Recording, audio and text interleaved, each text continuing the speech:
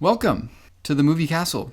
Oh my God, it's good to be here. Holy hell. Yeah. Today is the 2026 Castle Awards. Oh man, we got the red drawbridge out tonight. Yeah. Anyone is here, I want to take you out to our balcony, sir. On one of the towers here on the castle. I want you to look in the sky. What do you notice about it? There's probably no stars because they're all in the castle. You've got a good mind. You got a good wit to you. do. It's true. All the stars are here. Yes.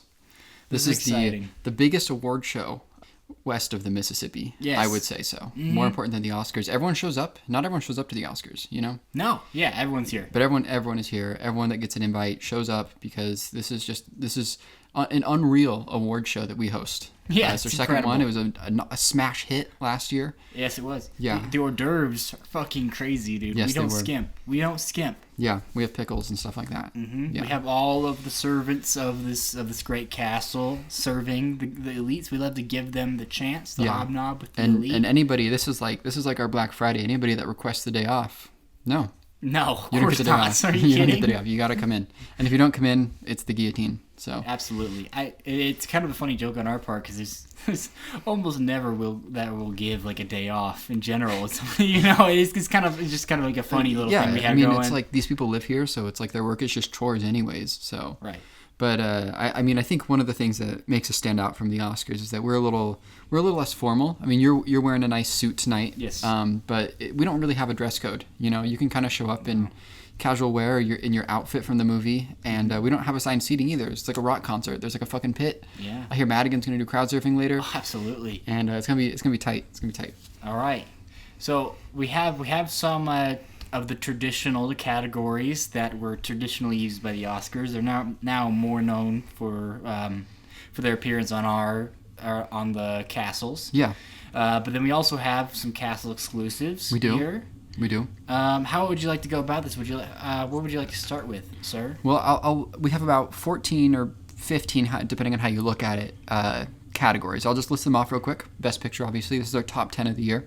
Actress, Best Actor, Best Director, the Best Scene, which is a new category, late edition, Supporting Male Performance, Supporting Female Performance, Screenplay, Cinematography, Animated Horror Movie, because we're cool, the Disappointment of the Year, and the Worst Movie of the Year, and then the Most Cooper Movie and the Most Aiden Movie, which is kind of a separate thing. Yes. Yeah. And we are all giving our individual nominations. We have not seen these beforehand. We'll be giving you the raw reactions to these nominations. This is true. So I think it's a lot of bang for your buck. You're getting 10 noms per category.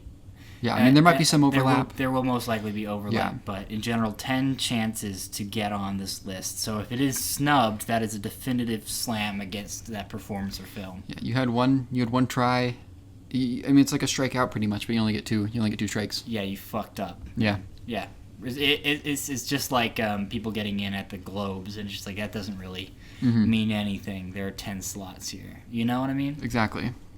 All right. What are we going to start with, bud? We'll start off with we'll just start with the most Aiden movie of the year. Okay. We'll have you kick off. This is actually a pretty stacked category this year, I think. There are a lot of movies that kind of feel made in a lab for me. Yes, that is the best way to describe this category. It is like last year I had like movies related to skateboarding and punk rock, things of that nature, and those movies appeal to me. You know? Yes. Yeah. I don't know. I had a very hard time coming up with one, but I think it's just looking me dead in the face with a huge cock, and I think it's 28 years later. Do you have nominees, or are you just going through one? Let's see. I can make some nominees. Sure, let's do it. Okay, so 28 years later, I'd say is there. Weapons is there. I'm saying Sorry Baby is there, and then Friendship, and Mickey 17. All right, That's my 5. that's a cool 5. Thank you. And your winner is 28 years. Yeah, Correct. I think so. Hell yeah. Yeah, Yeah. Mickey 17 might be close second, just because it's not one you'll see in my best picture. It's a spoiler alert, but it is very much my kind of movie. All right. All right, I want to hear yours. Sir. Cool. So I have Caught Stealing. This is a movie That's a great about goal. punk rock. It's not really about punk rock, but there's the aesthetics. There's the soundtrack, which is entirely made up of a band called Idols, who I like. Oh, that's right. I didn't know that. Yeah. Clown on a Cornfield. Oh, cool. This is I don't know. There's some fun teens making movies type of thing going on here. Yeah. You know, The Life of Chuck, Superman, and Weapons. And my winner is Superman. That makes a lot of sense. Yeah. Beautiful. Yeah. All right, what's next, sir? We're gonna get our Razzie categories out of the way now. Okay, that sounds great. Tell me your nominees for the worst movie of the year. Okay. All right, here we go. I'm going to start from like 5 to number 1 here. At number 5, I have Death of a Unicorn. Just nothing worked about this for me. It felt pretty obnoxious. Well, that's a lie. That's a lie. Will Poulter in this movie is a fucking revelation, and come to think of about it, maybe he should have been a dark horse for my supporting actor. I'll talk a little bit more about Poulter in a little bit. Okay, yeah. Excellent. Okay, and then my 4 is Jurassic World Rebirth. This is a nothing film. It looks better than the past couple, but that's about it. I think it's pretty repugnant. And then number 3 is The Electric State. Yes. Huge ass movie, disgusting looking movie, also kind of morally repugnant. It's just not what you want to see. And then number 2 is Five Nights at Freddy's 2, just an unfathomable movie. I still don't really know if I really saw it. You know what I mean? It might be something I dreamed. Mm-hmm. And then my number 1 is Captain America: Brave New World, which made me very angry and bored, and is like the most like pitiful excuse for a movie that Marvel has made. I think where it's barely stitched together, and I think pretty rude to the general populace. Yeah, fuck that movie. Yeah. All right, So is yours more of like a ranking? Mine is a ranking from like 5 to 1. Yeah. I just have them listed kind of alphabetically. That's okay. All right, so I have Captain America: Brave New World. Mm. I have a Minecraft movie. Tron Ares. Yeah. The Wrong Paris. This is a Netflix movie. Oh, yes, I remember you talking about that. And another Netflix movie with, I think Reese Witherspoon is in this movie. You're Cordially Invited. We did cordially invite some people here. Yes, yeah. And she was cordially invited. She's right over there. She's crying. Yeah. Because of what you've said to her. Yeah, see, the people don't know what they're being nominated in. Yeah. You know? She thought maybe she's going to be an upset for Best Actress. Yeah. And I guess we don't know. Maybe you loved everything. You loved her performance. You hated everything else. It's impossible to say. The winner is a Minecraft movie, though. Wow. Yeah. Man. But what about how it's speaking to the youth of our nation? Does that count for anything for you? No, because there are other movies that are speaking to the youth of our nation that are a lot smarter and are here at this award ceremony. Yeah. All right. So that makes a lot of sense. All right, it's a good 5. Mm-hmm. That's a solid 5. What is the best movie here, though, out of these 4? It's probably Tron Ares, maybe. It's got the soundtrack. Yeah. And it looks good sometimes. Yes.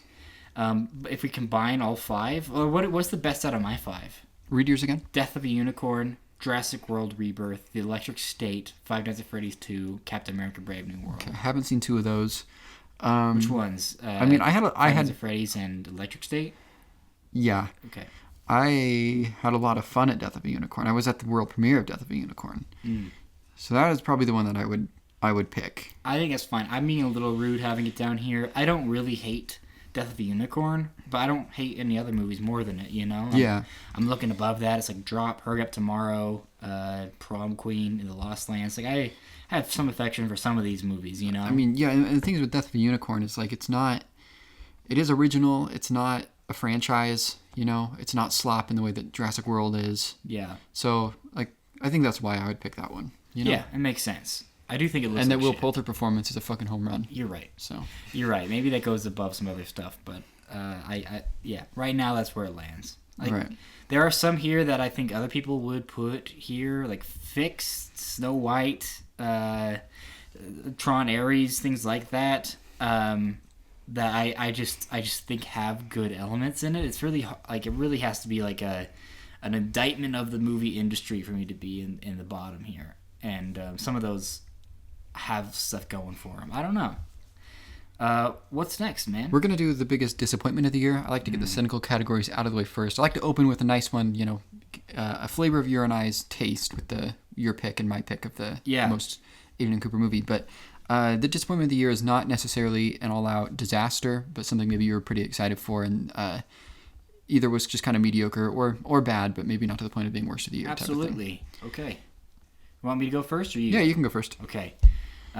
Wolfman. Wolfman. From the director of Upgrade and The Invisible Man. It was originally going to be a Ryan Gosling film, bold new take or whatever, and my God, it doesn't exist. Goes in one area, out the other. Like, just a really uninteresting movie. Forgot this movie came out. Exactly. Yeah. And I was really looking forward to it. It's been on my most anticipated for a while, and then it just kind of came out in January and was nothing. Mm-hmm. Tron Ares. I was really hoping for some fucking Tron fun. I'm a little bit of a sucker for some Tron fun. Have you? Yeah, sorry. Oh no, I mean, have you been to the Florida Disney World recently? No, I haven't. Oh, there's this Tron ride. I've heard tell of this. Yeah, it's pretty good. I really would like to go on it. I think it's fun. It's a fun ride. And I don't know. I really wanted a cool movie to see in IMAX and just kind of like dumb fun with some Tron business, but it was just dumb. It's dumb, and it's not Tron enough to me. It feels like it's stripping it of a lot of its flavor, and I don't like what they replace it with, except for Duran Duran. Was that the one that he loves so much? He loves Depeche Mode. Depeche Mode, sorry. Yeah. That was awesome. Mission Impossible: The Final Reckoning. This is where time ran out for Christopher McQuarrie and his style of filmmaking, I suppose. Like, it just caught up to him at the last minute. I don't know. It's such a bummer. But there's some amazing set pieces in this. There's 2, right? Yeah. I don't know, but yeah, it's just a big bummer of a movie. Just wish it was better. It's kind of a bummer that it went out on kind of like a whiff. Bring Her Back. We saw this together. I was really looking forward to see what the Filippo brothers did next, and I didn't like it, so that's a bummer. But I don't think it's skin off their back. I think they're doing quite fine. And then my winner is The Running Man, which is like this perfect stew and a pretty good trailer, and then it's just kind of inept. And made me worried about just Edgar Wright as a whole and him without someone that he's writing off of, like that's helping him write it. I don't know. It's just a big bummer for me as well. I was talking to. So who's your winner? Running Man. Running Man. Okay. I was talking to a guy I know recently, and he asked me if I'd seen Running Man, and I said yes, and he was like, "Oh, what'd you think of it?" I was like, I had fun with it, and he was like, "Perfect movie." Wow. Everything about it, perfect. That's the thing about movies that are so like idiosyncratic and strange tonally, is that if it clicks with you, that shit's gonna be your thing forever. Like that's what I feel like with the most recent release, like The Bride. Yeah. Is like I was like, if everything that this movie's doing is hitting for you, this is an all-timer, you know? Yeah. And so, like, that movie is such a strange tonal mix, and a strange mix of, like, an action movie with this like, dour commentary in it. And so if that tracks for you, then holy hell. Yeah. Good for you. Yeah. That's awesome. I didn't have. He just seemed so happy about it. I didn't have the gall to be like, I think the third act kind of shits the bed a little bit, Yeah. That's not on my list. I will tell you, this is one of the categories that I had a lot of movies in. I had like 10 movies, and I was like, I gotta figure out what to eliminate here. Yeah. Which we didn't really start off this conversation talking about how we felt about the year. But I think that does say like a little bit about where I'm at this year. Same here. I looked at my last year's ranking, and there's a bench of like 24 that I really care about. Yeah. This year, it's like, I don't know, 13. Yeah, it's maybe? a little less this year. Mm-hmm. Yeah. Even then, I'm Yeah. My best picture is not full of passion projects for me. Not passion projects, but you know what I mean. Yeah, that's. I mean, I think another thing is that I just I try to see like X amount of movies, and I went to 2 festivals last year, and you just don't get great stuff at festivals all the time. Yeah. And so I think that I maybe didn't seek out as many things I would have liked, but I don't know. Yeah, I wish I saw things like The Plague. Yeah. Stuff like that. But it just seemed like there were less cool, buzzy things that I've been hearing about like all year, like Hundreds of Beavers or something like that, like last year. There are a couple of those kinds of movies where I was like, this is one I'll stump for. This one has less of those. Yeah. All right, well, let me get my disappointments out. I got After the Hunt, the latest from Luca. Yeah, Um, that makes sense. I think I made the mistake of watching Challengers before watching this. Yeah. And that kind of blew this movie's brains out a little bit. Not the worst thing ever. We'll talk about it again later.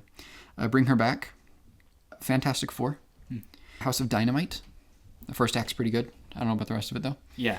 And then Predator Badlands. Wow, Yeah. that's a good answer. I forgot about that. But no, my winner is Bring Her Back though. Yeah. Yeah. Yeah, man. Dude, are we in the wrong there? Like, Bring Her Back? Will history smile upon us, or is they gonna spit at us? That's a great question because I don't know. Am I setting up myself to be Roger Ebert with The Thing right now? You know? Yeah. Who knows? Who knows? I don't know, but we don't fuck with that movie. I think that's okay. Yeah. I think I'm trying to get better at being like that, like staying true to like my gut emotions and not what I should think based off of like other people or the consensus or just being some sort of an offshoot of consensus. And I think I'd be a stronger critic as well as movie talker if I just stuck with kind of gut feelings. And Right. that was completely negative. I mean, gut feeling. That's what's great about like Sundance is that there's nobody to like influence your opinions. Yeah, you're Because right. like no one has seen these movies, so it's just completely whatever you think about it. Mm-hmm. I don't know. Sometimes I wonder if I like should or should not check the Letterboxd thing before logging or like before watching a movie or something like Yeah, that. You know? same here. I feel like it does genuinely affect it, especially if this one that you're like discovering just on streaming somewhere, you're like, this looks cool. Like, I think it is better to try to not look at consensus at all if Yeah. you're already wanting to like dive into it, especially reviews. If you look at reviews, it's game over for a lot of things. All right, we're gonna do a cool category now. We're gonna do horror. Let's get horror out of the way. Okay, that sounds good, man. This is actually less interesting than last year's, and just because 3 of them are like pretty canonical and also gonna be in a lot of categories for me. So here's my 5. It's 28 years later. It's Sinners. It's Weapons. It's Together, and then it's Final Destination: Bloodlines, and that's my 5. If you go further than that, like I liked VHS Halloween a lot, and I liked Hard Eyes, but there's not a lot of bangers here. I like Clown in the Cornfield, but I don't know. All right, what you got? Well, I think I like my 5 more than last year's. I'm trying to remember what I had in last year's, but I think I had like Heretic on there. I know I had Substance. And I do think this batch is stronger though, but maybe last year was a better horror year as a whole. All right, so I got 28 years. I got Final Destination: Bloodlines, Together, The Ugly Stepsister, and Weapons. And the winner is Weapons. Big snub. Huge snub. Sinners is not on my list very much. I'm not you know though. I'm not I know. I'm not a Sinners guy. I'm surprised in the 5 because it was such a weak 5 for me. Yeah. That Sinners couldn't even get in there. That's just big. I think it's just our job to describe upsets, to say what the big upset is. Yeah. Or like talk about it a little bit. I think Sinners, I think I don't really think the horror aspects of it are great. I think it's more of an action movie. So Sinners might be a better movie than The Ugly Stepsister, but The Ugly Stepsister made me squirm. Right. And Sinners never did that. Yeah. So I'm bummed I didn't see Ugly Stepsister. I really needed to. I don't know. I mean, yeah. I was thinking about how like you and I have been cramming this past like week and a half, just trying to get as many movies we missed in the bag, and I was just thinking it's like last minute Christmas shopping. You can still check it out though before the Oscars, Yeah, you're right. Yeah. Okay. What's next? We'll do animated. Animated. It's a tough category, I think, because I had to like watch another movie to get a fourth movie on here. I saw that. To get a fifth movie on here. I mean. Okay, I'm okay with my 5. There's a definitive 5 though. The top 4 are fine. Chainsaw Man, Reze Arc, K-pop Demon Hunters, Zootopia 2, Neja 2, and Elio. Right. Like, I don't hate Elio. There's a lot of things that I really like about Elio, and some stuff that remind me of like classic Pixar, but it does go out of the mind real quick. But those other 4 I think are pretty great. And it's so interesting to me, the Neja 2 of it all. Like I saw it at like in January, like when it came out, this big release or whatever, and I saw the the original like subs, and then A24 bought it and then released it in like August, and it made no money, like negative money, with a whole new voice cast and all that stuff. And I think they were trying to go for an animated campaign. You know, it's so interesting how little that worked, and because I think it is kind of undeniable. A lot of the big action scenes, they're on a scale that like live action movies can't be, and are pretty interesting and engaging. And so it's strange to me that nothing came of it, but it is a 2. Yeah. And it does have a lot of bullshit you have to get through first 30 minutes or whatever, but I don't know. Who's your winner? My winner is Chainsaw Man Reze Arc, which is this super cinematic sequel to the show, like midquel between things, and it's so indebted to cinema and cinematic techniques and things that the director loves, and it is an auteur-ass movie, but K-pop's not far behind. I really like K-pop. Right. I think if I had seen those may have made the list. I only had like 4 movies that I'd seen that were animated this year. I saw some shorts, but I had to go watch another movie to get 5 on my list. I don't know. I just think, last year I had like Flow and Wild Robot, which are 2 like movies in my canon. Yeah, those are bangers. So I don't know what happened this year, but I have Elio. It's fine. Zootopia 2. It's a cool movie. Predator, Killer of Killers. K-pop Demon Hunters, and Little Amelie, or the character of Rain. And my winner is Predator, Killer of Killers. Yeah, hell yeah, dude. Yeah, which is I think why Badlands was such a disappointment. Yeah, that makes a lot of sense. I still need to get to it. I was something I wanted to watch before Predator, Badlands with the homies, and then never gotten around to. I think I watched the first third and then fell asleep. So that's a bummer for me. Yeah. Yeah.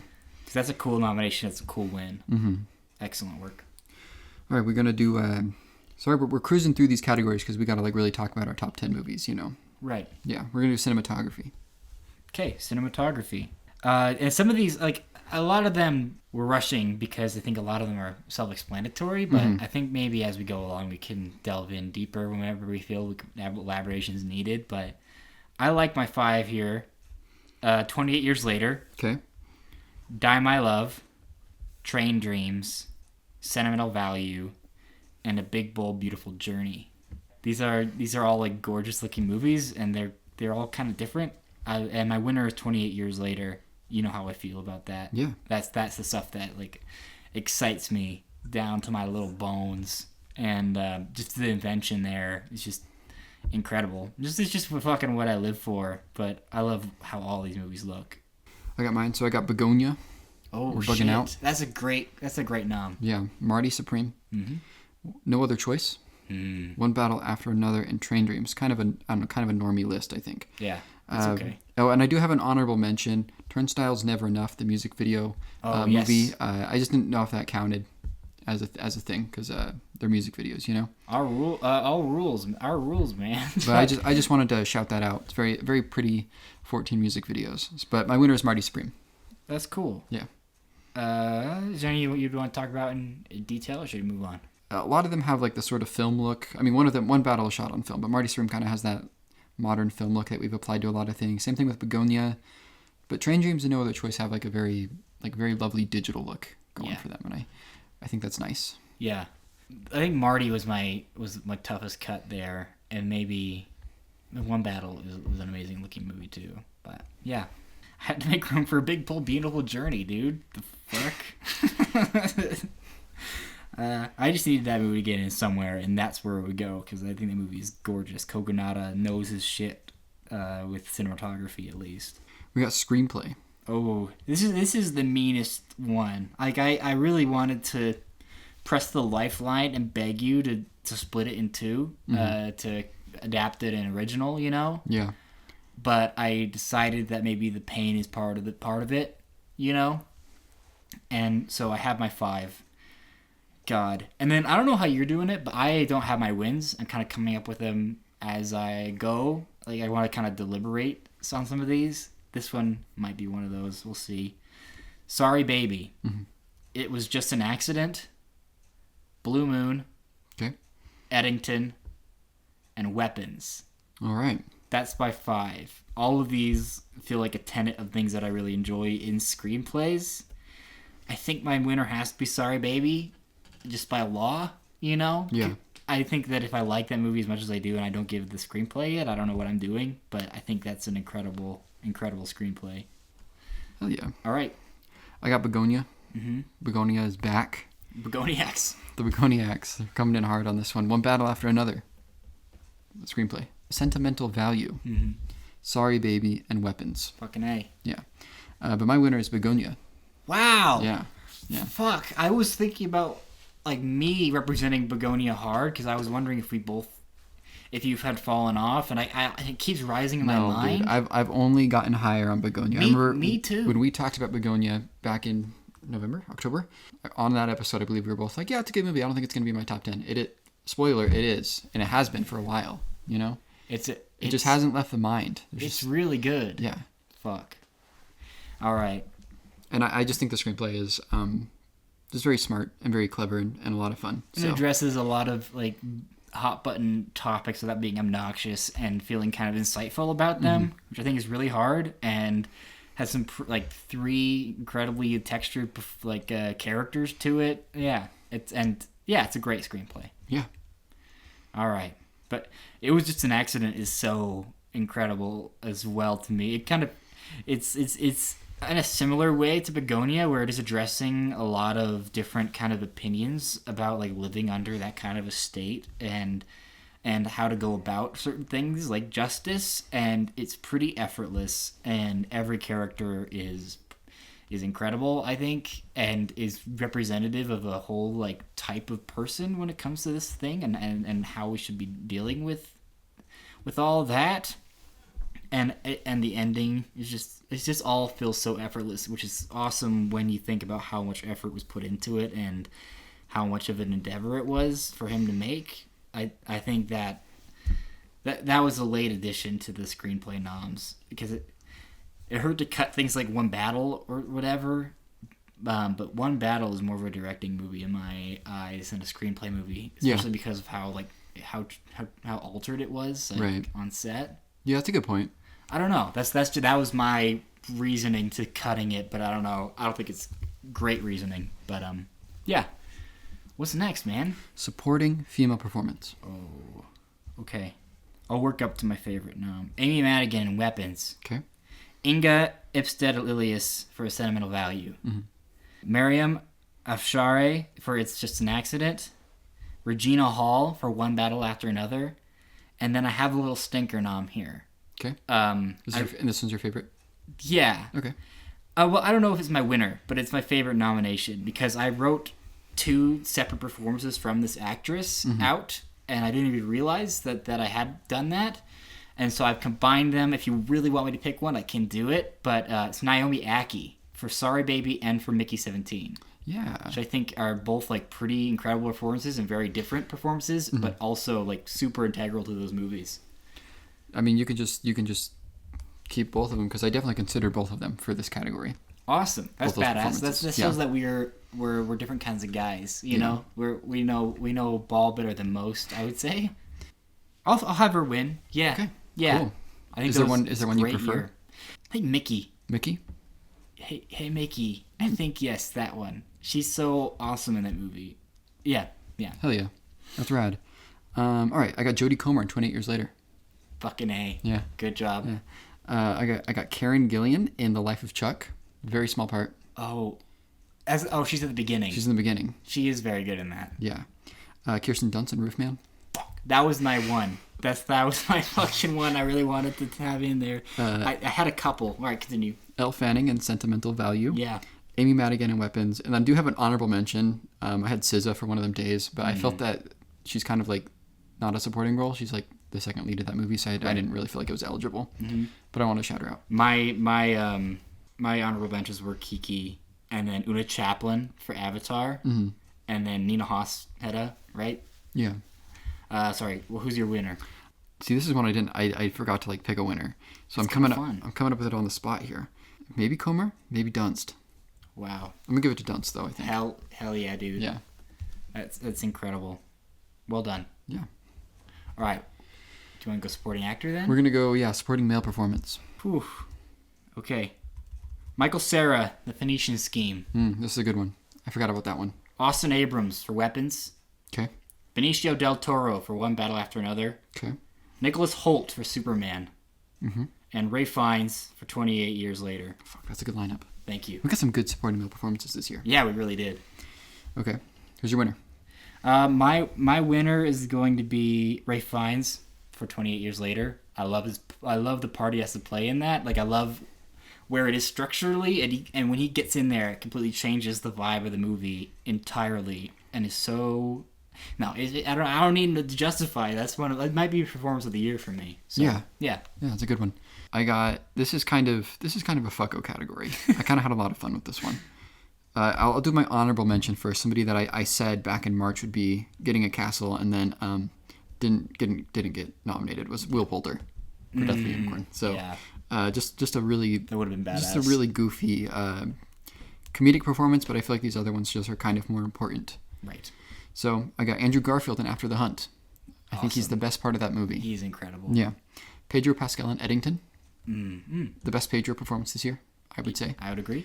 Sean Penn in One Battle After Another. Yeah, it's a tough cut, bro. Nicholas Hoult, Superman. Mm-hmm. And then Josh Brolin in Weapons. Awesome. Yeah. Badass. So we both got different Weapons boys. Yeah, we both got different One Battle boys. Yeah, I think that's nice. And with supporting actress, we got different sentimental value ladies. That's awesome. Yeah. So this is the fucking...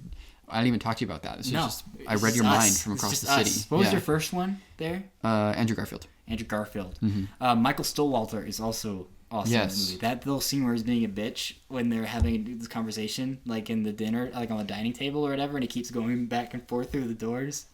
That movie is little stinker vibes in a way I really like, and so I thought about him as well, but I think Andrew Garfield's a great. Him, Eaton. Yes. It's incredible. Him in the it's diner. incredible work. My winner is Josh Brolin, though. Awesome. Yeah. He is so good in that movie. He is. Who would you consider, if any, a lead? Garner. Garner? I would agree. Garner, and then, is his name Alex? The boy? I don't remember. The boy? Yeah. I know the character's name is Alex. Yeah. Yeah. The boy is good. The boy. The boy. Yeah. Do we want to go scene next? We're getting pretty high up there. Yes, that is what I have next on my list here. Is best Incredible. scene. See, this is why we are what we are. You know what I mean? Mm-hmm. Okay. I think this was the hardest one for me to do. I had like 15 scenes that I had on my list. Some of them were like goofy scenes that I thought would be funny to have here, but I ended up cutting it down. I have 7 here. You have 7? They're in a deadlock, and and these were ones after I kind of took out some normie ones because I just wanted to be a little different with this. But there are, oh dude, I have like 8. I'm gonna have to make this on the fly. I'm gonna say the ones that I need first. I need to have Firework from Eddington, the slap, and then leading up into the shooting. Okay, that was one that I had on my long list. I'm glad you have it here. It's incredible. The Causeway chase in 28 Years Later, where they're running across the causeway and it's going fucking sicko mode, and the big man is after Did you do one scene per movie? I did. Okay, cool. Me too. We didn't talk about that. Fuck. I need to have I Lied to You from Sinners. Mm-hmm. I need to have that. That's the biggest. My jaw was agape for the whole year, and it is what holds that movie up. And I don't know. It's just it needs to be in a museum. It's an incredible swing. It's so ballsy. It's so perfect. It's all that movie in a little package. It's such a great scene. Now here's where it gets tricky. I have to pick 2 more out of 4. Can I talk this out with you? Sure. Okay. I have the Christmas concert from Roofman, where they kind of wordlessly, Kiki and Channing Tatum wordlessly kind of drop their faces and kind of have this moment of acknowledgement, which I just think is some of the best acting of the year. It's just like so observant and wonderful. I have the pool scene in Chainsaw Man Reze arc, which is this like beautiful thing about like a young man, like a connection and like young love and finally not being alone for the first time in someone's life, and it has this beautiful piece of music behind it, and it's just like some gorgeous animation that sticks with me. The phone call prayer in Wake Up Dead Man, and the MRI scene from Final Destination Bloodlines, and I have Gladys getting her shit torn up, right? Yeah. So I mean, Gladys probably should be here. I'll say Gladys. Don't do Gladys. I won't do Gladys. Okay, I'm covering Gladys. I'm gonna do the phone call prayer. Okay. Wake Up Dead Man. Just such a human moment, That's a good and is just like the best part of that movie, and like it made me consider putting Josh O'Connor in lead, but I didn't, and it's here. And so then for my second one, I'll go with the MRI scene from Final Destination Bloodlines. That's just a lovely Rube Goldberg machine of a thing, and I'd love to represent this movie outside of horror. You know, I couldn't get to screenplay. Maybe if we had 10 slots for screenplay, it might get in there, but I couldn't, and I didn't. All right. My winner, my winner is Firework from Eddington. Okay.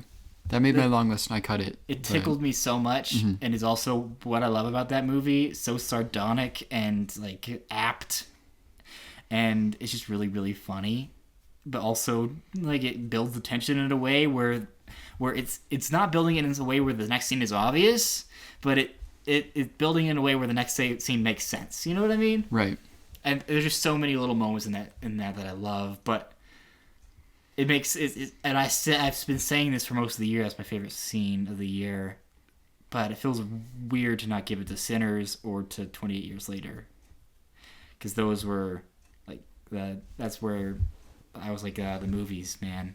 Yeah. I'm glad I love them as much as they do. So I don't know. That was really hard for me. You go ahead. Yeah. I had about 15 scenes that I wanted to like. My long list was about 15 scenes. I'm trying to think if like I could shout out any that aren't like honorable mention types of things. I had the sex scene in Together as an honorable mention. Incredible work. Yeah, I thought about that too. Yeah. Let's see what else I had. There's some movies that have like multiple scenes that I wanted. Yeah, I love the end of Train Dreams. You know. I like the skateboard scene in One Battle. Oh, for sure. That was on there too for me. I know. Damn, I just had like some others on my mind. There's one that like the death of Hamnet is my favorite part of that movie. It feels weird to put on this list, but it is like I think I love the stuff with the swapping places. That almost made mine too. It's this that shit will. I had the entire opening sequence of Final Destination Bloodlines. Oh, good call. I think if I had what are some other the drive home after the assault in Sorry Baby, where it's a one shot in the car. Yeah, that shit. Very haunting. Mm-hmm. Oh, also Sorry Baby, the sandwich scene nearly made it. Maybe it should have been on there anyways. Kind of forgot. Yeah, the sandwich scene is amazing to me. I had the dance scene in Life of Chuck at one point. Oh, that's good. Which one? Okay. Oh, the one with Tom Hiddleston. Yeah. All right. Anyways, but my actual top 5. All right. Mm-hmm. I didn't really have like names from Your Mom's Skull 28 Years Later. Oh, good. The Globe scene in Hamnet, which I know doesn't work for you, but it worked for me. Good. Marty holds his baby. Right. It was close. So like the bathtub scene and then the scene where he wins, but I went with the baby one. Yeah, there's a lot of good options there. The sister scene in Sentimental Value where they read the screenplay together. Jesus, yeah. Yeah. And then my winner is Aunt Gladys Getting Ripped Apart. Well done. Well done. Give me a little high five, a little dap. Thank you, bud. That's what a wonderful category. That's incredible. Look at what we've done. All right. That's lovely. Okay. All right. What's next? We're going to do director. Wow. Okay. Lynn Ramsey for Die My Love. Danny Boyle for 28 Years Later. Kiber Mendoza Fio for The Secret Agent. Mm-hmm. Ryan Coogler for Sinners. And Paul Thomas Anderson for One Battle After Another. All right. I think... I don't know. I kind of want to go through these nominations. That's all right. Okay, cool. Lynn Ramsey for Die My Love. I think I love the direction of this movie more than I love the performance. Mm-hmm. A lot of people like have pegged this as just a Jennifer Lawrence thing, but I think it's like all direction for me. I mean, the performance is amazing, but like everything that I love about this movie is in the direction, and I just think it's incredible and just a little slice of a mind, and it feels so accurate and true to how like manic depression feels like, and from what I know about postpartum, but I just think it looks amazing, and the performances are all dialed just right for me. I love how the movie's directed. I have that one on my list too. Oh, really? Yeah. Awesome. Danny Boyle for 28 Years Later is the most fun I think I've seen a director have, and has these incredible tone shifts in it that I think he pulls off perfectly. And like you said, that ending is amazing, and is just like some of the most transcendent shit you can see. Kyber Mendoza for The Secret Agent is such an incredible like story, going from that documentary he had about all the theaters in Chile, not in Chile, in Brazil, and then going from that Bacuracu movie that I really want to see, I've heard so much about, to this is such an ambitious movie, and I think it's so detailed and really impressively crafted. I really liked that, and I wanted to give it the shout out here. Ryan Coogler for Sinners is just and Paul Thomas Anderson they're both like just the best of like the film bro directors of this year, like the put into the canon of best like directing in a movie. Let me see, my winner I think it's between Paul Thomas Anderson and Lynn Ramsey. I'll go Lynn Ramsey for this one. That's so cool because that's your first Lynn Ramsey movie. Yeah, and then now I've fallen in love. Mm-hmm. I'll have Ratcatcher to see and Morburn.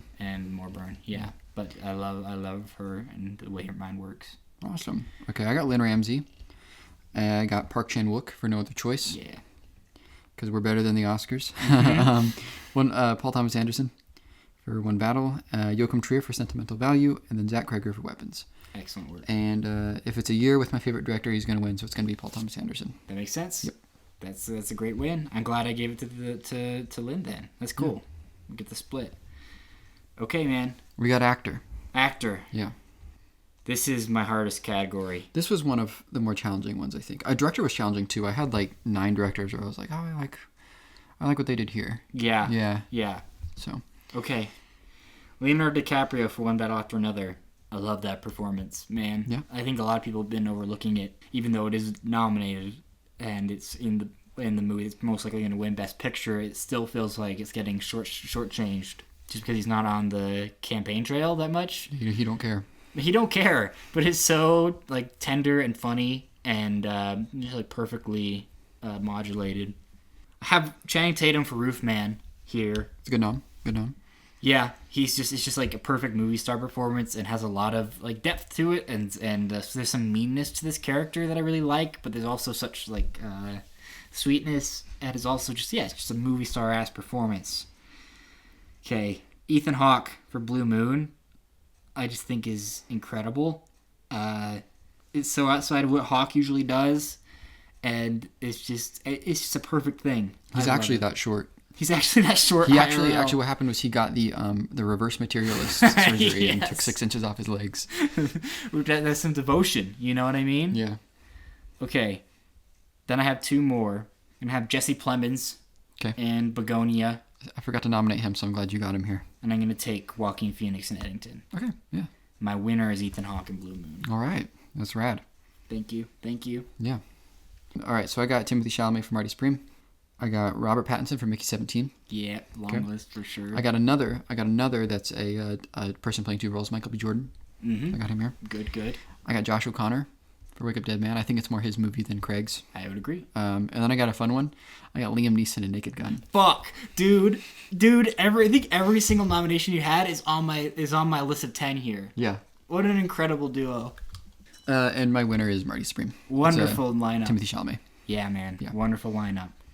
I feel like of the ones I listed, that's the only one that like kind of made me like tear up a little bit. It's his performance. So he's so good, and all of the the physicality to like him performing like at all the games as well as the little things, and he's really compelling in that movie. So cool.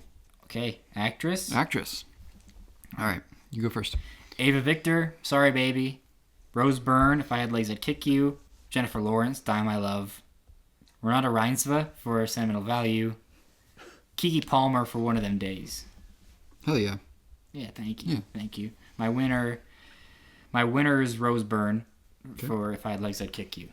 All right. Yeah, powerhouse performance. And that's the inverse of Die My Love to me, where I think the performance is like the strongest part of that movie. I mean, the screenplay is incredible too, and it was really hard to cut that from screenplay. But you don't think it's Slater? Yeah, Slater. You're right. Slater is the best part of the movie. He's a sailor, yeah. Something like that. Yeah. Like a pilot or something. Yeah. Uh-huh. That's good shit. All right. I got Jennifer Lawrence for Die My Love. Mm-hmm. I got Jessie Buckley for Hamnet. Chase Infinity for One Battle After Another. Yeah. Renee Reinsve for Sentimental Value. and Eva Victor for Sorry Baby. Wow. What do you do about non-binary people? Well, I was thinking about this. I've thought about it for a couple years now, because there's going to be a day where we have to like kind of figure that out, and it's really hard to decide what the Academy should do, you know, because if you break it all down like as performances, then like who's gonna say that doesn't get treated like director, where there's a lot of male performances, not a lot of female performances. You can't make it its own category. That's demeaning. So I really have no clue, but Eva Victor goes by she them, she they them. So this is where she's been in the awards campaign as far as where she's nominated at the Globes. Yeah. So I mean, I figured that much, but I was just like kind of thinking about that. Yeah. Anyways, my winner is Jennifer Lawrence for Die My Love. Awesome. Yeah. Good ass performance. Good ass performance. It is. I tell you, it is. That's cool that you have Jennifer Lawrence and I have Rose Byrne. Mm-hmm. That's cool. Yeah. It is a little stinker of me to not put Buckley in here. Well, she's getting lots of shouts everywhere. That's all it is. All right. Okay. We're to the big one now. Fucking A. All Best right. Picture. These are our top 10 for the year. I have posted my top 10 on Instagram, and I don't think you saw it that day that I posted. No. And that was back in January, and nothing has really changed, which is interesting. Normally, my top 10 for the year, like by January, isn't where it is in March. Yeah. Pretty different. But this year, it didn't change much. A couple placements changed, and there's only one new movie that got added. So interesting. Yeah. Okay. This sucks. Mm-hmm. It sucks. Okay, here we go. All right. Sorry, Baby. Wait, hold on. Yeah. So if there is a movie that's on, how do you want to do this? Do you want to go through do your number 10? Do you have it listed? I don't have it listed, but okay. I can. I could do that in real time if you like. One of them is spoiled, which is probably a shocker. Yeah, I just think that because I have mine listed. So if you want to. All right, I'll do it. My number 10 is. It was just an accident, I guess. Okay. And how about if it's on my list? If whoever has it higher on their list. We wait to talk about it? This is excellent. Okay. All right. I don't have this one on my list. What's your number 10? Well, let's do this. We'll go back and forth. Yeah. What's your number 10? Train Dreams. Oh, so wait. If you don't have It Was Just an Accident, then we should talk about it now? Yes. Okay. It Was Just an Accident, I think, is just... I love the kind of guerrilla style filmmaking that they have here. Sticking it to the man, sticking it to generations of abuse shit. I love that the abuse is never really seen. No, it's such a thoughtful and perfectly constructed movie to me, and I love things about people talking, and kind of reminded me because now I'm on this Matt Johnson streak, and they're doing similar things that Matt Johnson does, but for real things, and not just being a Canadian little fucker. I mean, he did make the movie about school shooting, but it's incredible to see movies like this talk about an entire country's kind of past like this. This and Special Agent are both doing that. Secret Agent. Yeah, and I think I don't know which one I like. I guess I like this one better. They're pretty close to me. I just love the efficiency and the economy and the one just the how human everyone is in it and the different... I don't know. I think it is just a really incredible little movie. Do you like this one? I do, yeah. It's kind of a hide-the-body movie, which you know how I feel about. Yeah, But I love the last... There's just a 20-minute one shot at the end. It's not really one shot because the camera's not moving, but it never cuts. Yeah, that's an amazing scene. Yeah. I love that. All right, so yours is Train Dreams? Mine is Train Dreams. Let's talk Train Dreams. Yeah, then. So you just barely saw this. I saw this back in November. Mm-hmm. Well, what did you think? I've talked about it on here before. I want to know what you think. Yeah, I thought it was wonderful. Mm-hmm. I mean, the cinematography is everything in it. That is the reason for it to exist, and it serves a story purpose. I think. Yeah. Where the ending of him looking back at his life is just how beautiful everything is. All these little things.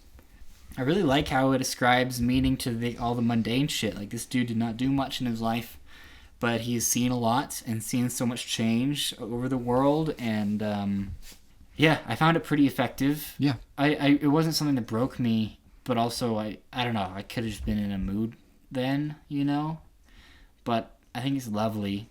Yeah, it's just a lovely movie. I was in the exact right headspace when I saw this, and it totally just hit me like a truck. That's awesome. I hate narration in movies, but the emotional highs of this are so good that I'm just able to forgive it completely. And it's beautiful narration. Like, Yeah. it's really well written and performed.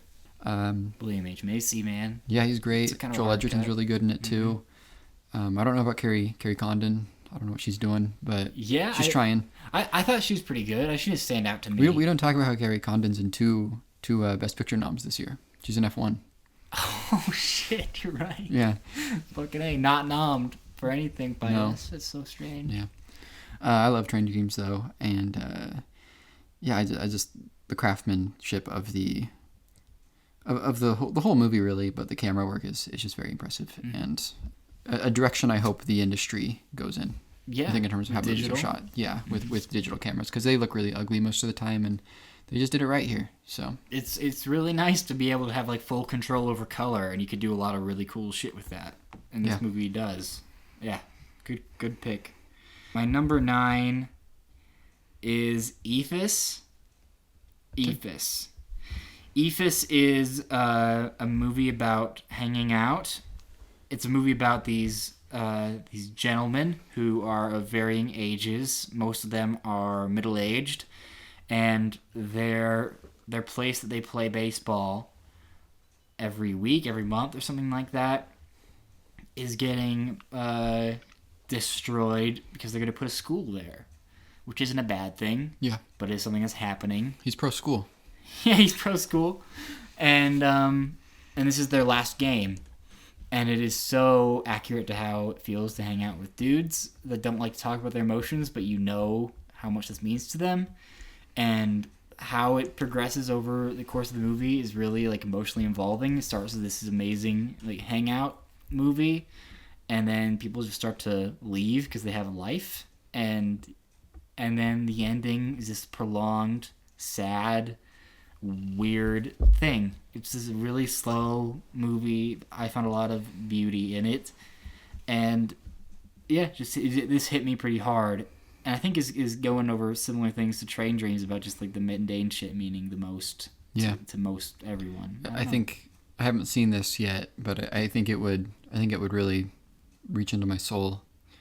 Maybe I'll watch it. I don't know. Yeah, I think you should. I think I gotta be ready for that. You know. Yeah, I need to watch No Other Choice. That's the one I didn't get to in time. But yeah, you should watch Ephus, I say. Yeah. Okay. I got No Other Choice. Yeah, all right. Yeah. Do you know anything about this movie? Because I kind of like don't want to.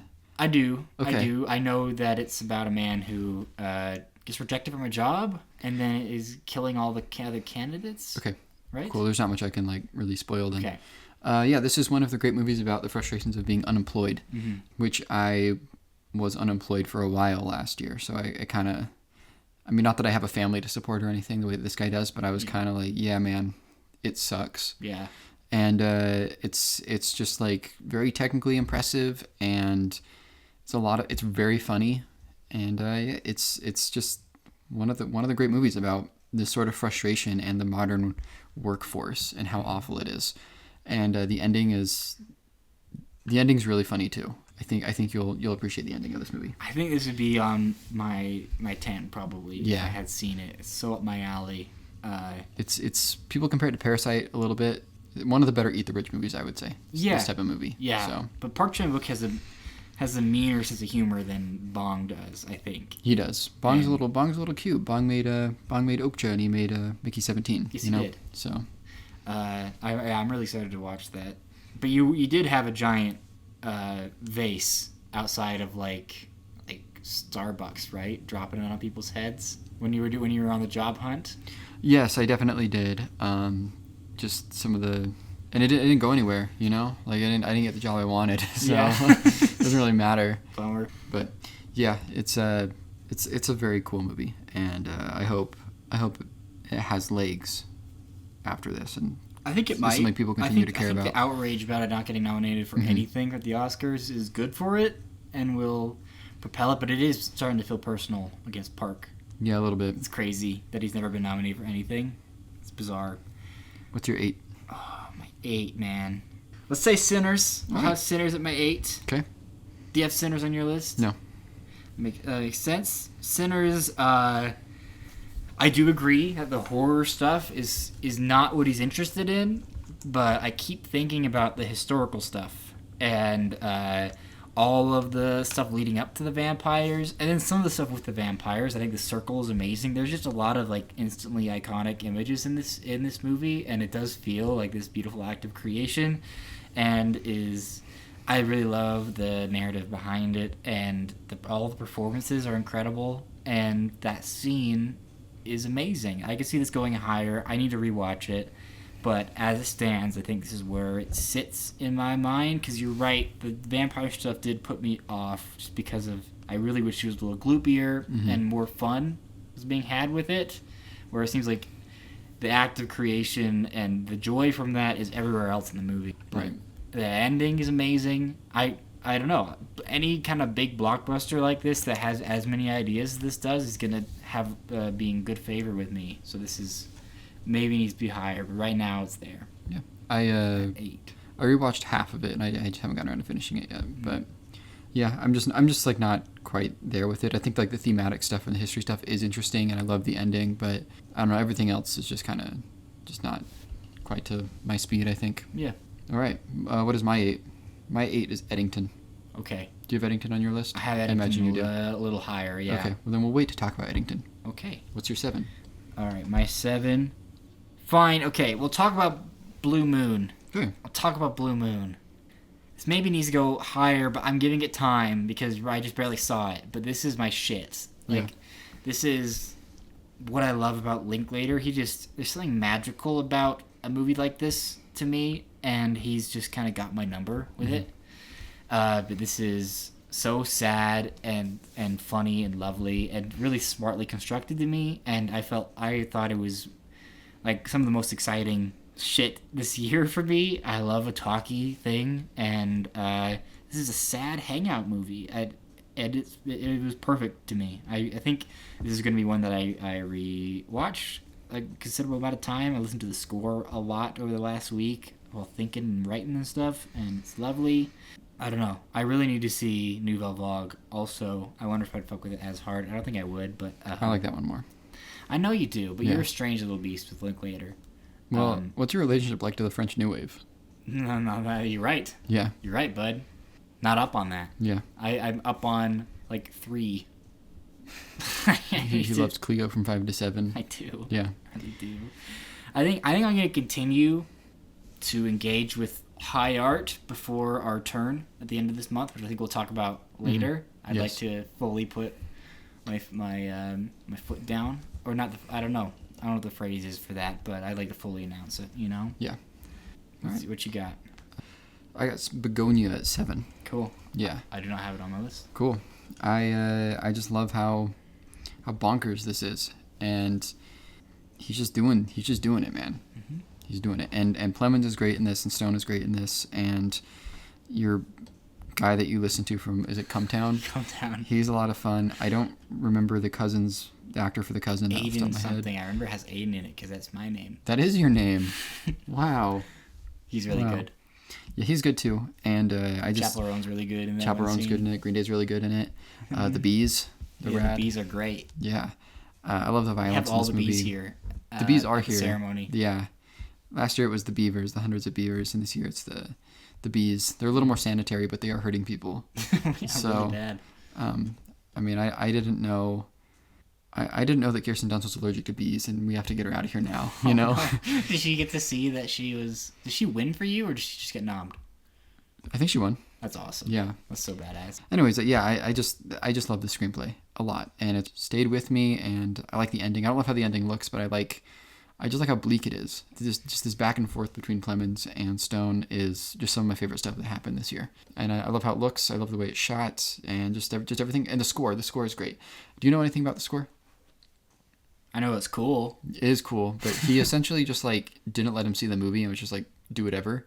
Oh, really? Yeah, I can't remember if he described the scenes or something or what, but it shouldn't work and it does. Type of thing, you know? Yeah, it's awesome when he's riding the bike. Mm-hmm. And it's got lots of comedic drops too. Yeah. It's a great. And the antifreeze. Yeah, hell yeah, dude. You're convincing me. I wish I put it on my list. It's just both the funniest and one of the meanest movies of the year. So and I think that I think that Plemons in this is generational. Like, Yeah. I think it is such a good encapsulation of so much shit. And I probably should have nominated him amazing. over Liam Neeson. Sorry, Neeson. him just scratching his fucking neck beard every once in a while. Mm-hmm. Like, he's incredible. Yeah. Such a weird, little complex, little fun. It's so fun though, and funny, and sad. I want to watch it again. You're right. It has grown in my estimation. Just barely didn't get on the list. What's your 6? I'll go One Battle. One Battle. All right. Yeah. Mine is higher. One Battle is higher on my list. Yeah, that makes sense. All right. My 6 is Marty Supreme. Not on my list. Not on your list. I don't think it's got a single nomination this whole time, but it's always been on the periphery looking in. Right. I don't know, man. Preach. This is my... I mean, Begonia is very similar, but this is just like my style of filmmaking where it's just kind of dialed to 11 at all times. And some of my favorite scenes of the year are in this. I mentioned the baby scene earlier. Ass slap. The ass slap, yeah. The bathtub. And I don't know. I think my favorite bit of acting this year is when he wins the match and he like does this thing where he kind of like goes like this. He throws his hands up. Yeah. And he like cries. He falls to the ground. He like falls flat on the ground. I don't know. There's something about it that like just feels very real and lived into me. And this is I think the better vampire movie over Sinners. You know. Yeah. Right. That's another moment where my jaw was on the ground. Like when he says the thing about the vampire. I'm a vampire. Yeah. It's a really great movie. I love this as a One Crazy Night movie. It's not. It takes place over the course of like 9 months or whatever, but it feels like it. It just feels like it, and it just feels bigger than Good Time, and it feels bigger than Uncut Gems. And I don't know if I like this more than those movies, but there's just way more happening in this that yeah, there's just so much that Josh Safdie's doing here where I'm just so excited by him, and he's one of my favorite working artists right now. Yeah, man. Yeah. All right, I'll go Eddington. It's as high as it can go for me. But Eddington is risen and fallen and risen again in my estimations. I don't know, I might look back on this and this is like around my movie of the year, you know? Right now is where it's at. I think this is such a... Man, I don't know how to describe it, but I've thought about it more than any other movie this year, I think. I mean, it's my I don't know if it's my favorite movie going experience this year. Like I had fun at more movies, but this is the most fascinating one of the year. For sure. So. Yeah, I really loved hearing you talk about that. But I really like seeing where Ari's going, and this is one of my favorites from his. There's not a lot, but this is one of them, and I just think the script is so smart in a lot of ways. It's also a little stinker movie, but the overwhelming dread that comes from it is so powerful, and it's really given me like ways to talk about things I've felt. And just then the ending is probably my favorite ending of the year. I love the idea of I don't know, the whole movie just exists to be like we are fighting each other over things that they want us to fight about, and then there's someone pulling the strings, and then it'll just get to where like capital T they want us to get to, you know? Like I love the stuff with the fake like Antifa soldiers. I don't know. I love so much about this movie. The parts that don't work for me as much is the Emma Stone stuff. Yeah, me too. And it drags every time I watch it. But everything else, man.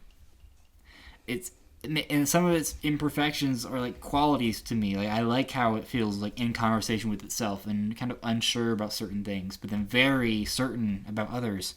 I don't know. It's very exciting to me. I agree with you. I mean, I have Begonia higher than this, and I think these movies are very in conversation about like being online, you know.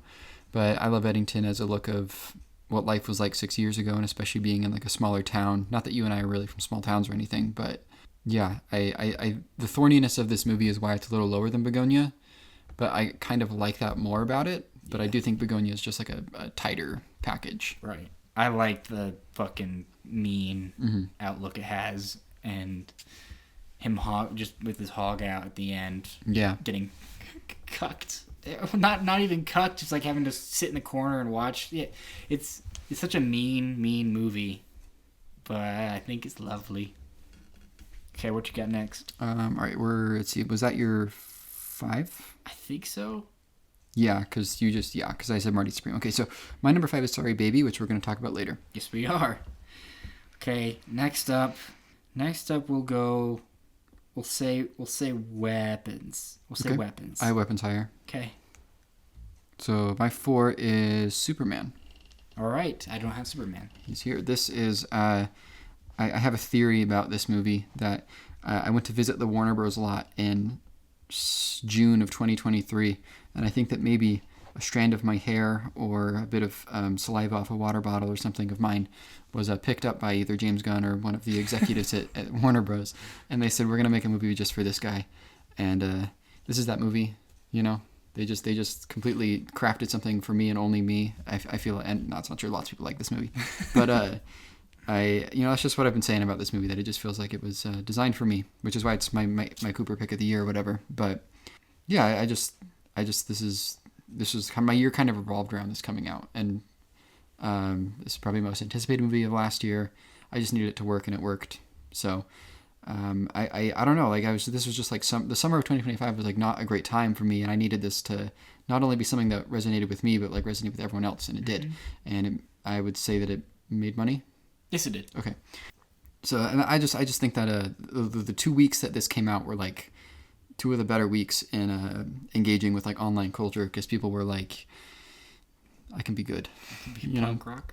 Punk rock to be kind. I saw people that were posting about like memes that were about like traffic violations and being like, but Superman wouldn't do that.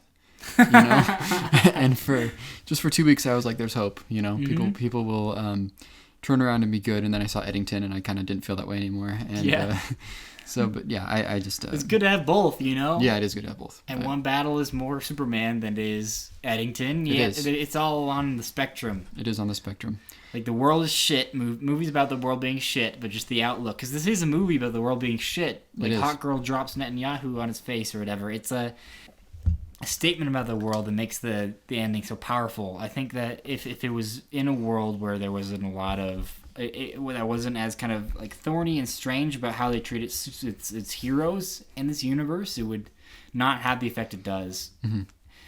And so it is a movie of its time, as well as like all these other ones. Just as much. Yeah. And it's really impressive. It is, and it's kind of just become more prevalent, some of the politics of the movie, which is unfortunate. But I don't know, this is like the most fun I had talking about movies. I loved that episode that we did, but after this came out, I met up with my friend who also grew up on like Justice League the Animated Series in the same way that I did, and considers that religious text. And we just like spent the whole night talking about this movie and it being like a home run for us. So that's lovely. Yeah, probably just like the best theater going experience I had outside of Eddington. What's your number 3? My number 3, man. I'll go Die My Love. All right. Yeah. Okay.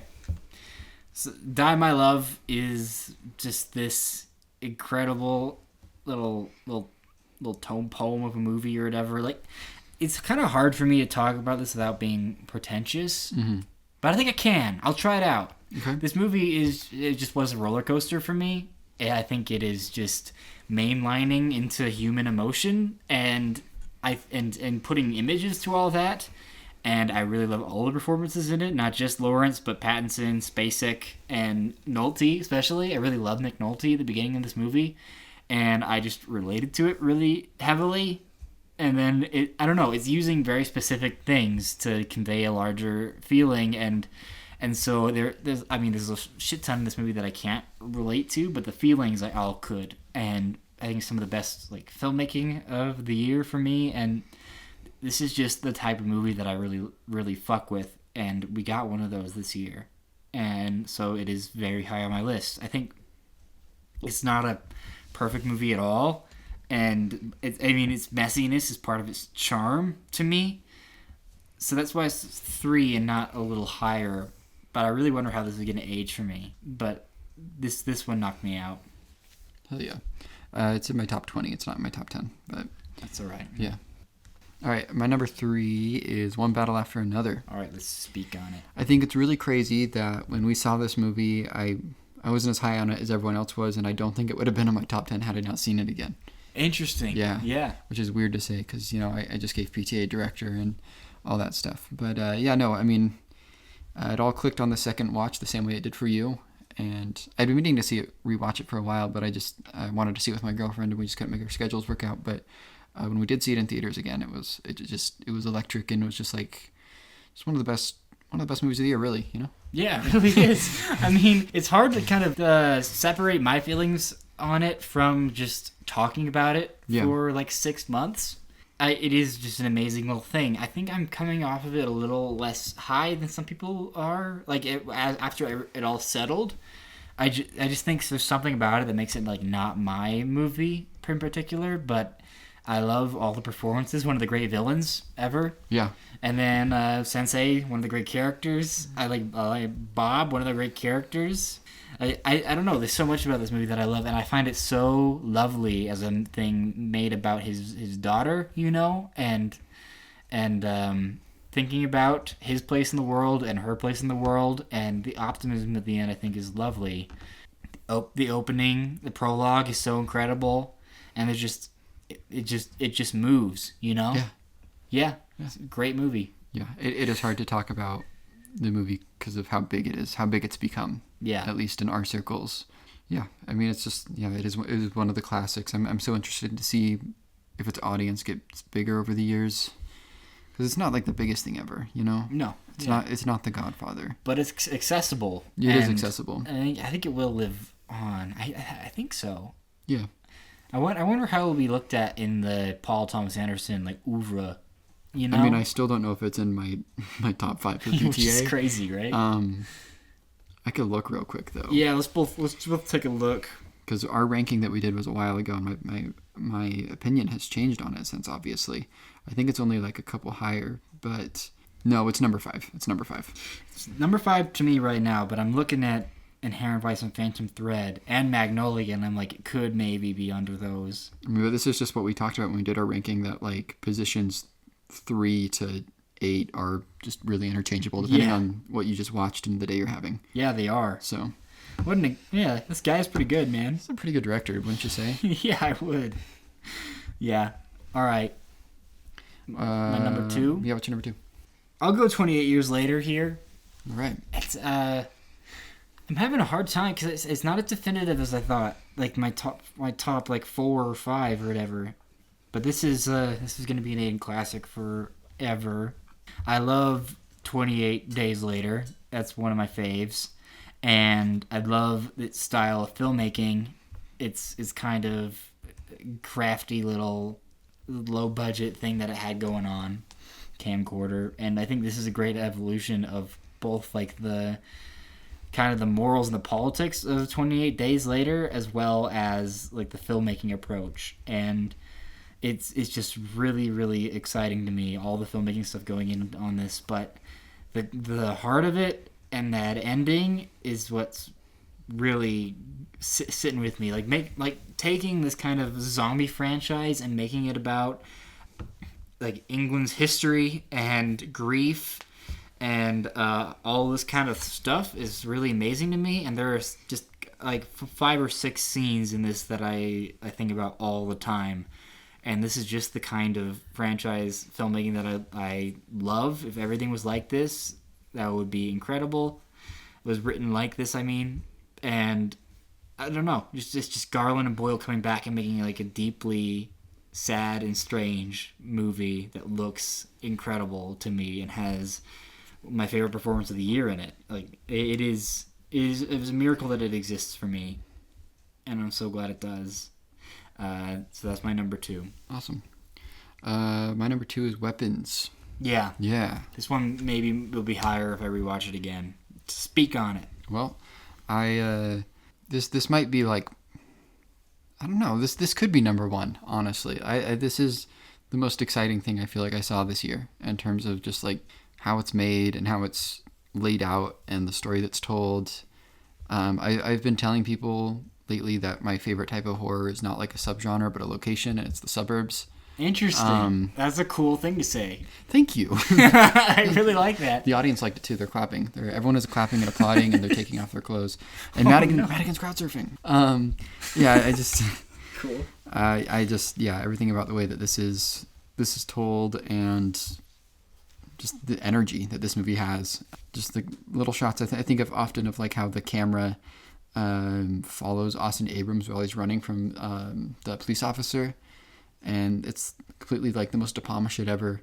I love that, that sort of thing. And Aunt Gladys is just like one of the raddest characters we got right now, and a great child performance too. So it's just like, what more could I ask for? You really couldn't. Yeah. I mean, some people would ask for like a deeper meaning. I don't give a fuck about that. I don't either. I love that this comes from a place of grief as well, but it's not about that really. It's about feelings and shit like that. It's just like using like a fun blockbuster horror. Feeling his vibes. Yeah, exactly. Yeah.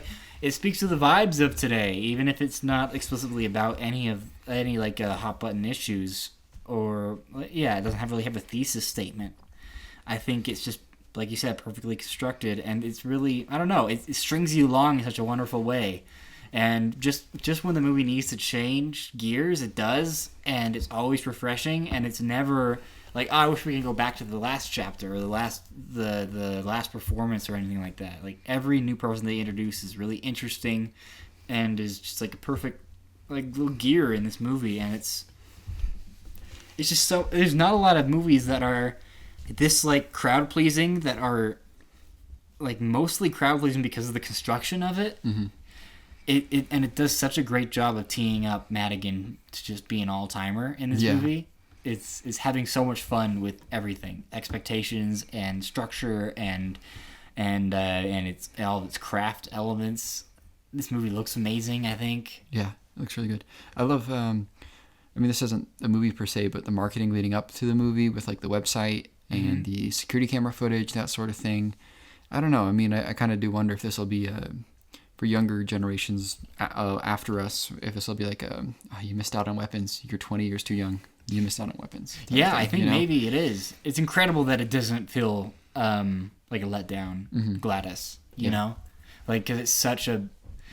Like, things that are built off of this much of a mystery about, like, what's happening, especially in the marketing, usually it's a letdown, or they cop out of it somehow. It's crazy the answer was as simple as it is, as just it was a witch that did it, but it's never like upsetting that it's not some sort of high concept thing, because that performance is just so amazing. Yeah. And you just like love that person when she comes in, and she's incredible. She has the different modes too. The dinner table scene where she's making them, I can make them eat each other or whatever. It's just as good as her wigged up. Parent-teacher conference mode. Yeah. I mean, I think when I came out of this, I didn't know if I liked this or Barbarian more. I mean, I've had, almost 4 years to sit with Barbarian at this point, but yeah. I mean, I think on the rewatch of Weapons, like, there's no way it isn't Weapons. It's gotta be Weapons. It's gotta be Weapons. It's a fully formed thing. It's incredible. Yeah, and I'm a little worried about Resident Evil, because I'm just like so stoked on this, Yeah. That I'm like, what if... What if what if he put himself in a corner, that sort of thing.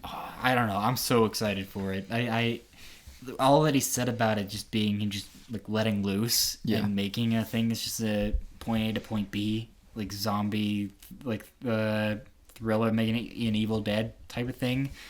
This man has so much fun tearing people apart. Yeah. I think it'll be amazing. I really hope so. All right, my number one's Sorry Baby. It's Winning the Castle. It's Winning the Castle. Yeah. This is, I don't know, it's just completely on my wavelength. Yeah. And it's just an announcement of a really amazing talent.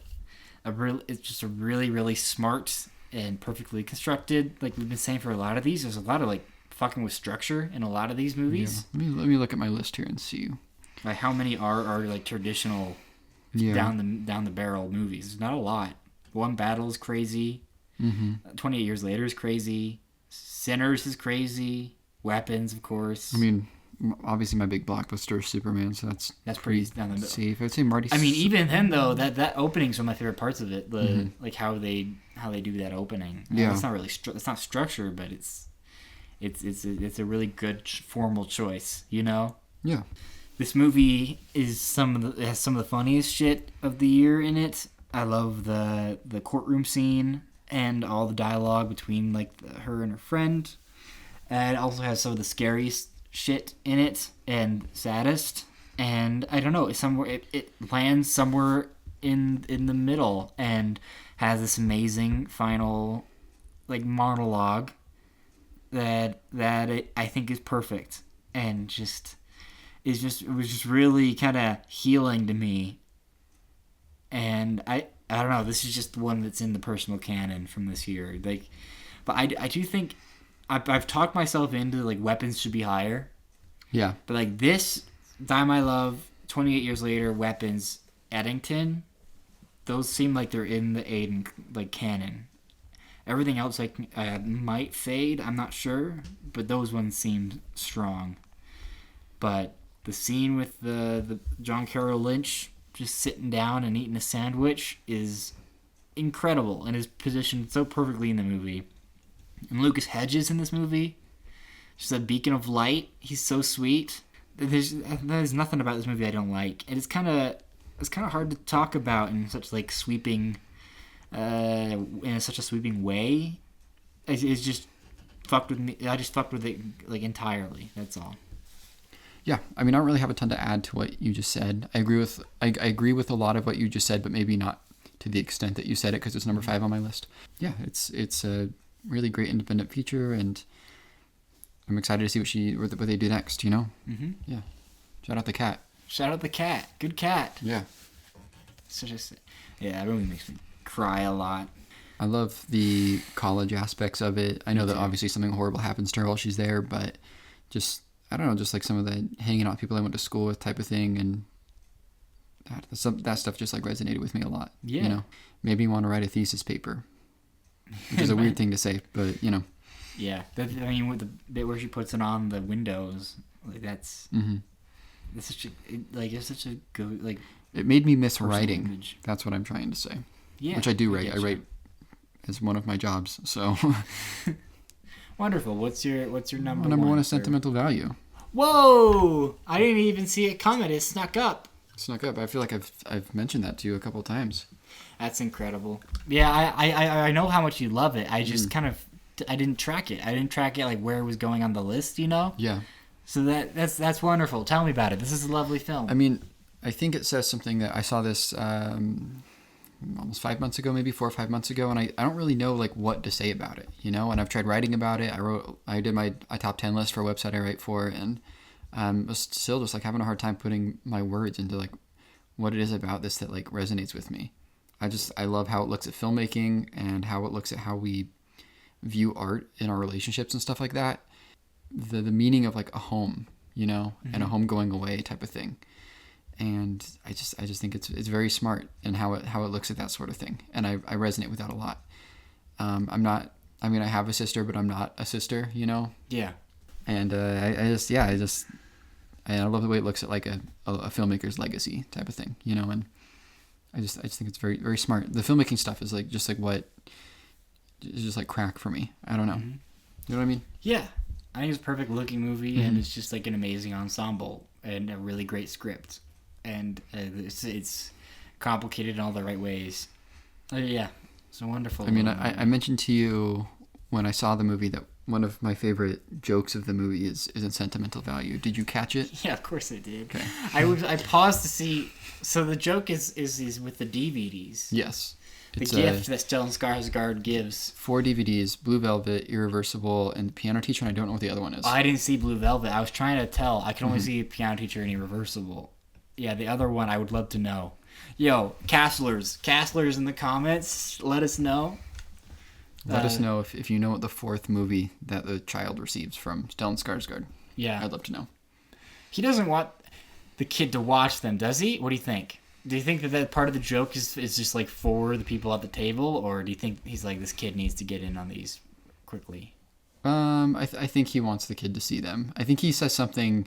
Does he say a line? He like points at the piano teacher and is like, "This will teach you about women at the right age" or something. Yes, like it will. Yeah. I haven't seen like, the piano teacher, but yeah, it's about femininity and like motherhood or whatever, the relationship to feed. Yeah. That's one of my favorite Inside Baseball jokes of the year. It is an incredible joke. Is Stellan in your Would you nominate Stellan? He was not in my supporting actor. Who are your sentimental? You got Renata Reinsve? I had her there, and I had Elle Fanning.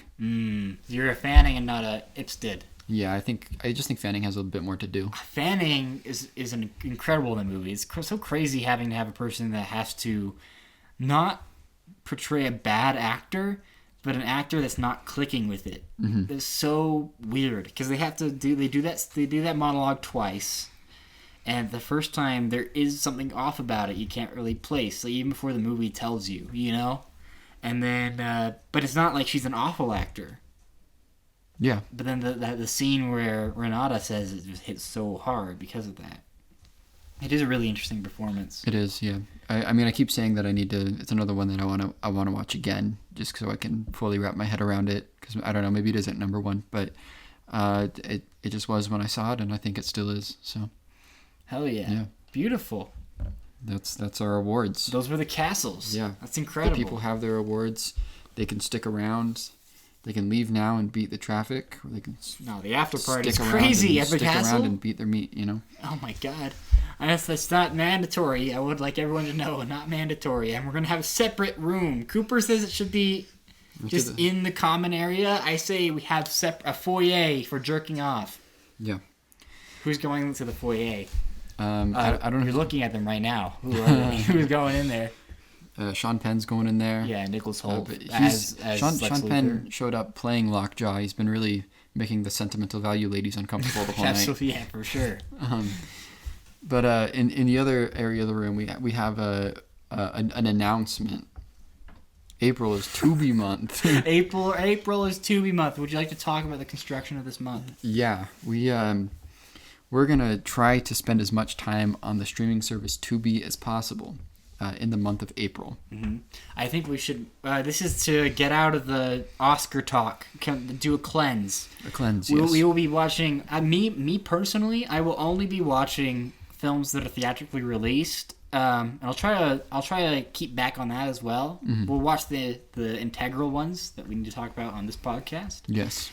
But besides that, I'm not digging into anything that's artsy or fartsy or anything like that. It'll be Tubi till I die. Yeah, we're looking for Tubi schlock sort of thing. You know, that's what we're looking for here. But we do need to make some ground rules, I think. So I was thinking maybe 25 would be a nice number.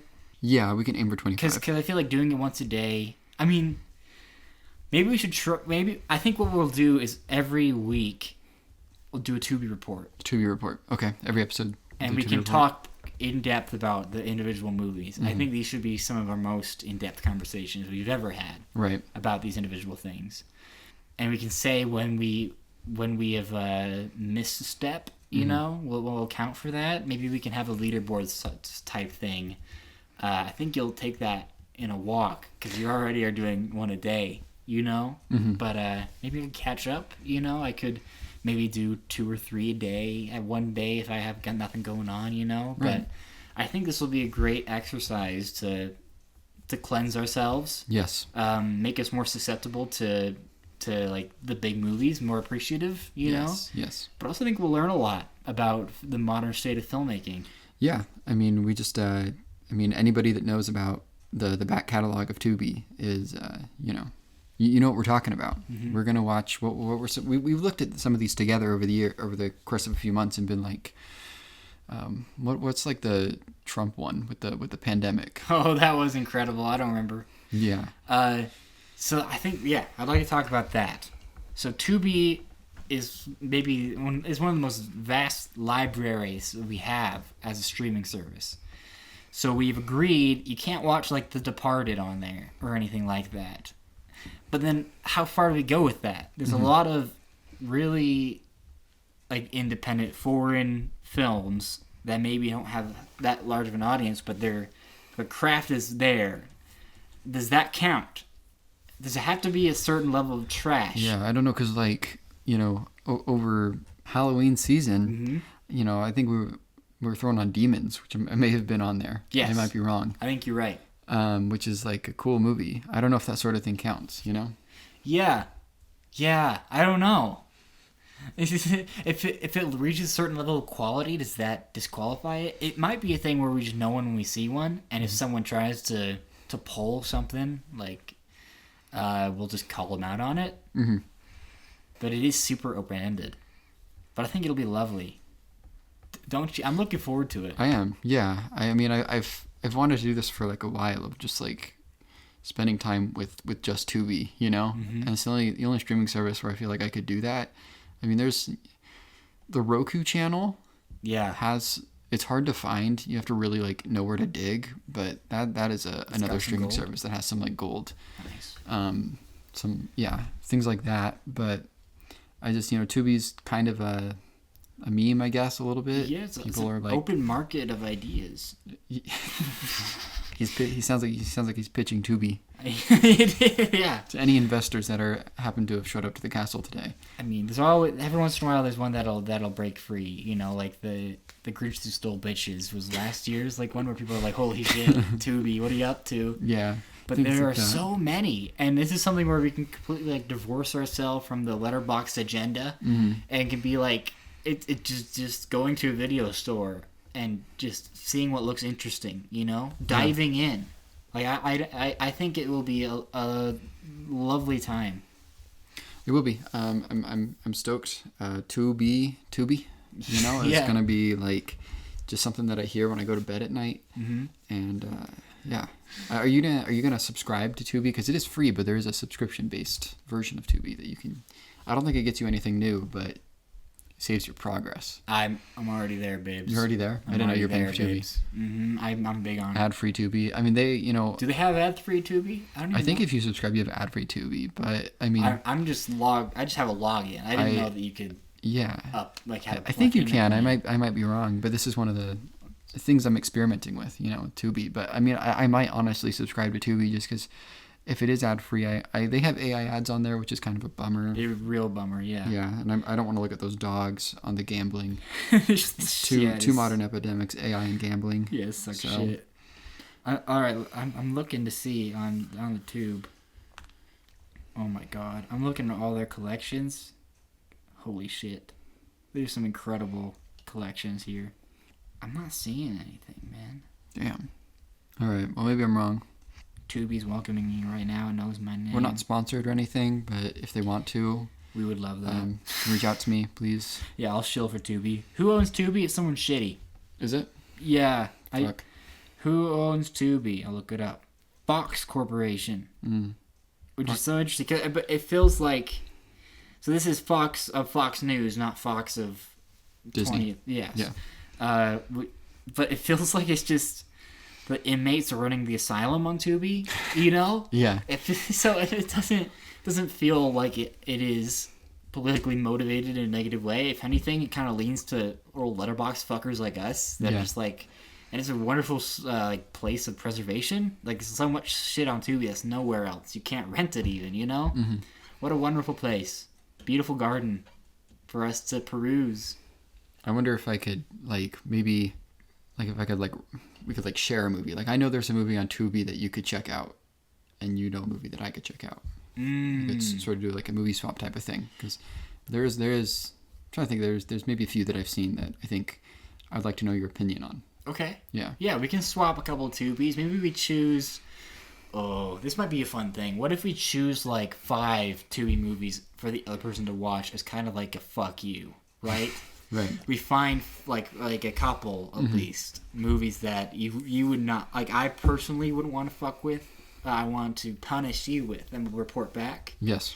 We can do that. I think we should also have, some in-person, the two of us, the two Bs. Yeah, the 2Bs. We sit our ass down and listen. You know what I mean? But I like the ideas of having a shared one too. I think it can be a collaborative process and as well as a competitive process. And I think finding the intricacies of that is going to be a joy.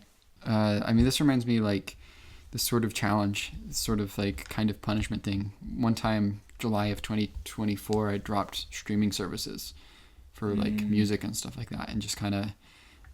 Just used my CDs and my records and the radio just so I could appreciate things again. This kind of reminds me of that. Yeah. Something I'll do every couple of years. Maybe be all right. A centering. I've been gluttonous, and it's time for me to go to Tubi Asylum. Yeah. You're right, because I watched all these big movies in a row, and you know what? I don't think I was as appreciative of Sentimental Value or of Train Dreams or That's how I felt. That's how I felt about Secret Agent, of just being fuck. I just It's 2 hours and 40 minutes. The fuck. Yeah, and just even though it's this beautiful little this beautiful thing about a country. Yeah, it's It's hard to appreciate them, and I think I'll be taking notes. Mm-hmm. It's heavy notes. This is the time where we lock in. This is, yeah. This is time for us to do some like real nice journalism. Yes. You excited about the Oscars?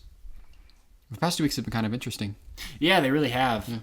There are some that I'm really interested in. I'm really interested in what happens with the supporting. What are the weird ones? This actor is kind of interesting. Actor is now like interesting. Actor wasn't interesting for a little while, and now it's because it's like it's maybe Michael B. Jordan, maybe it's Timothy Chalamet. I think Michael B. Jordan is the front runner a little bit, but I think Wagner Moura could show up. Yeah, and I think Timmy could still show up, but it's looking more and more like it could take. But supporting actress is really interesting. Is that the most up in the air category? Kind of feels like it, because like Madigan, Tiana Taylor, what's her name? Umi Misako. She has a pretty good chance though. Like, yeah, she does, because she won. Was it BAFTA? She won one of the awards, and one of those awards, looking at the past 15 years, has pretty much predicted it every time, with the exception of two instances. We could just have a Sinners Palooza, you know? It really could be. There is it's so interesting that the win packages for Sinners and for One Battle are kind of unbeatable, like both of them. Mm-hmm. One Battle is like the strongest win package, like maybe ever. I think there's been like 4 movies that have had like its package of Best Picture wins up to this point, but Sinners also has an amazing package that hasn't lost that much either. So it really could squeak out some sort of combination of having this like groundswell kind of everything everywhere thing, as well as some love for like a big blockbuster, and a little tiny bit of the coda type thing where people maybe are sick of talking about One Battle for so long and just kind of surges at the right time, you know? Yeah, I guess so. I think it has a lot of stuff going for it. Mm-hmm. That's a movie that makes people excited about the movies more than I think One Battle does. Like, has that kind of a story going for it. It is a really interesting thing. I wonder how the broadcast will be if I want to kill myself again or not. Did you want to kill yourself last year? I thought it was pretty good last year. I thought it was pretty good too, but just these award shows, man, they get to me. So we'll see. Yeah. I do. I feel real stupid if Sinners wins, because I've been telling everybody since September. I'm like, oh yeah, One Battle's gonna win. Yeah, same like literally here. everybody in my life, and I feel like I'm gonna have to like eat my words, you know. It would be one of the craziest upsets ever if it lost. Yeah. But that would be interesting. Director picture split would be interesting, because director is nailed down. That's his award. He's got it. The picture could go different. I don't know. Yeah. What are some other? Because actress is nailed down. Pretty much. Actor is strange. Supporting actor is also kind of done, it seems like. I feel like that's a little up in the air too, because maybe it's Sean Penn, maybe it's Stellan. I don't know. I think, yeah, it would have to be a cool international Oscars thing where like only the Oscars does Stellan. Because BAFTA didn't even do Stellan, BAFTA did Penn. BAFTA did do Penn. Which is crazy. Mm-hmm. Will there be any slurs yelled at the Oscars, do you think? Maybe. We'll see. Yeah. That'd be so funny if they invited that guy again. We'll see what happens. He's not even in. Like, because the movie's not even qualified for an Oscar. It's going to be qualified for next year's, which is so funny because they could have made a real case for it because of its, like, prevalence in BAFTAs. And now it's just fucking gone. Yeah. There's no shot. That's funny. All right. Well, we'll be back. We got to talk about, maybe we'll talk about the Oscars next week, or maybe we'll talk about some of the new movies that have come out. Maybe both even. I don't know. Whoa, I think maybe we could even do both. And yeah. I feel like you and I aren't going to have like too much to say about the Oscars. We're just going to be like, yeah, it happened type of thing. You know? We don't know. Maybe Maybe someone gets a little feisty. There's put some names in somebody's mouth, you know? Mm-hmm. Well, I gotta go to the parties. What room are you going to? The Tubi room. You going to the Tubi room? Who's in the Tubi room? Paul Thomas Anderson, is he there? Jesse Buckley's there. Awesome. Michael Cera's there. That's a cool room. Yeah. I'm going to the jerk off room. All right. Thank you guys so much. Bye bye. Bye bye.